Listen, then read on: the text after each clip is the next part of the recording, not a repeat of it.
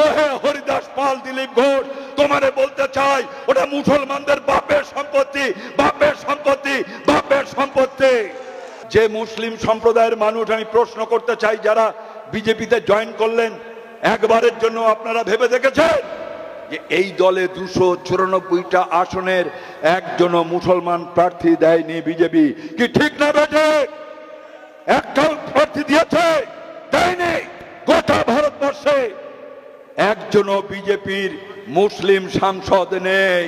আর যারা বলছে হয় কোরআন ছাড়ো নয় ভারত ছাড়ো, ওই যে মাথা মোটা দিলীপ ঘোষ, দিলীপ ঘোষ কি বলল?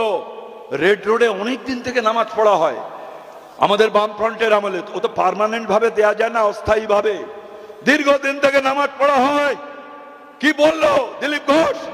দিলীপ ঘোষ বলছে হরিদাস পাল নাকি?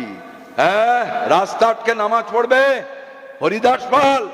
দরকার হলে বাংলাদেশে যাও, পাকিস্তানে যাও, সরকার বদলেছে, লোক পাল্টেছে, বুঝে নাও, এখানে ওসব করতে দেব না। ও হে হরিদাস পাল, দিলীপ ঘোষ, তোমারে বলতে চাই ওটা মুসলমানদের বাপের সম্পত্তি, বাপের সম্পত্তি, বাপের সম্পত্তি।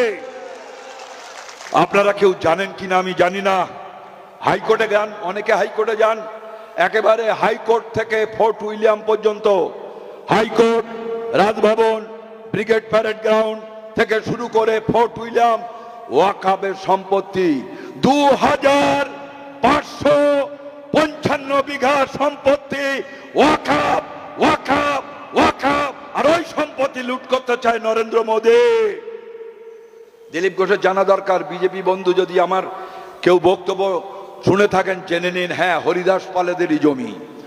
আজকে সেখানে নামাজ পড়তে দেয়া যাবে না, অথচ যোগার নাম করে দিলীপ ঘোষ একেবারে হাঁটু কেড়ে জিভ বার করে দেখেছেন কি করছে?